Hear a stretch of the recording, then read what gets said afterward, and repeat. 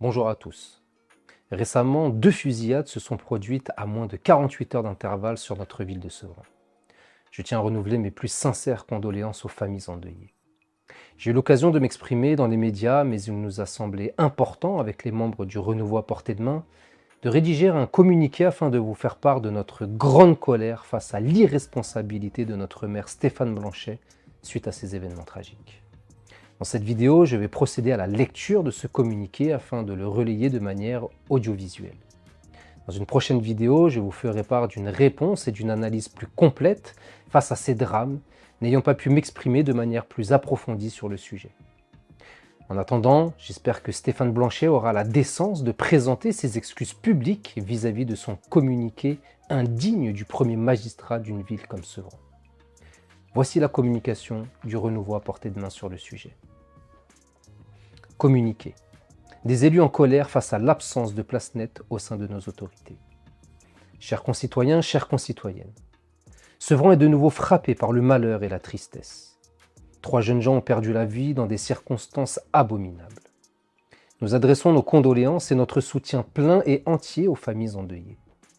Ces assassinats suscitent une colère profonde, suralimentée par les réactions indignes d'un certain nombre de personnes, avec en tête le maire de notre ville, Stéphane Blanchet.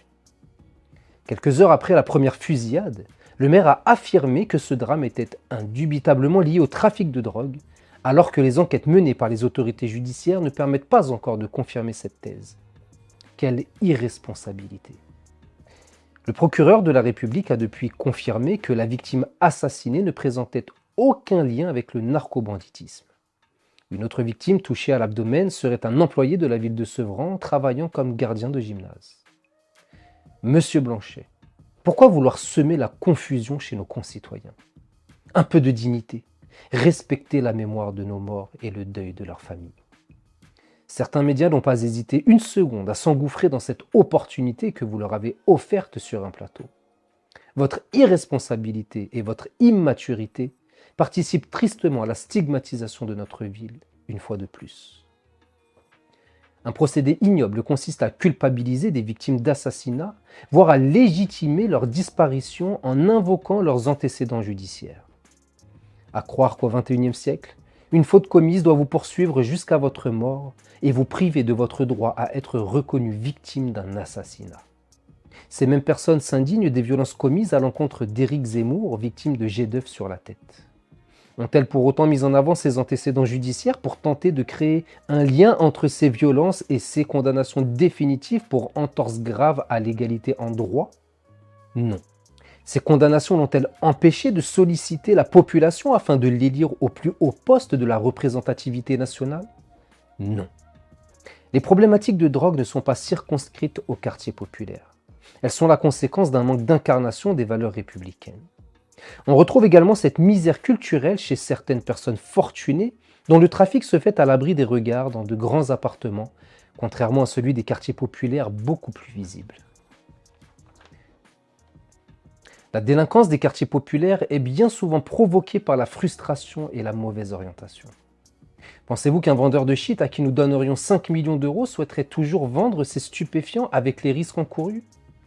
Nous ne pensons pas qu'il existe une passion à être victime d'une misère matérielle et culturelle.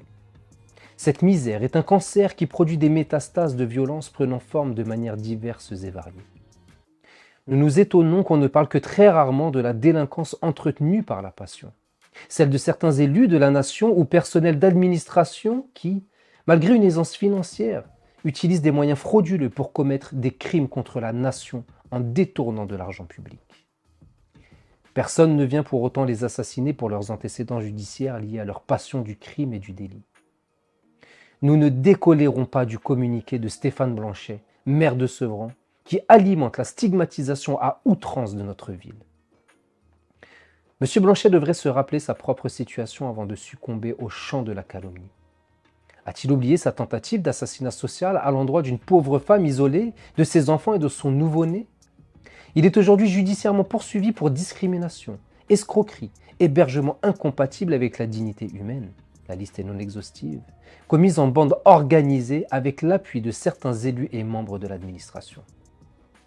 D'après l'écriture de magistrats lors d'un jugement devenu définitif, Le manquement à ses obligations l'expose dans le traitement judiciaire à être considéré comme un trafiquant de drogue. Lors de sa venue sur la ville, M. Nunez, préfet de police, ne savait pas que l'une des plus grandes tâches à nettoyer sur Sevran se trouvait à ses côtés, avec un maire potentiellement délinquant. Stéphane Gatignon avait demandé en son temps le concours des casques bleus. Nous demandons sans délai une opération place nette au sein des autorités de notre ville. Monsieur Blanchet doit démissionner, ainsi que tous ceux qui sont en accord avec ces pratiques contre-républicaines ou qui, par abstention, se rendraient complices de ces actes abominables. Nous sommes les fervents défenseurs de la dignité et de l'égalité en droit. Nous avons dû nous employer dans certains médias à réparer les bêtises de notre maire qui jette en pâture notre ville et ses habitants sans aucune sagesse judiciaire permettant une meilleure objectivité des faits. Les Sevranais tentent de trouver des solutions à leurs problématiques, mais avec un maire qui tire sur l'ambulance, le cynisme a désormais atteint son paroxysme. Pour conclure, nous souhaitons rappeler un principe fondamental de notre République. Aucune bêtise ne vaut une vie humaine. La peine de mort a été abolie car la fraternité nationale qui nous unit estime qu'une réinsertion est toujours possible après avoir payé sa dette à la société.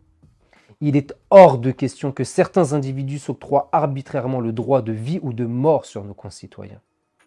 C'est notre plus grande tristesse républicaine. Qui aime un arbre aime ses branches.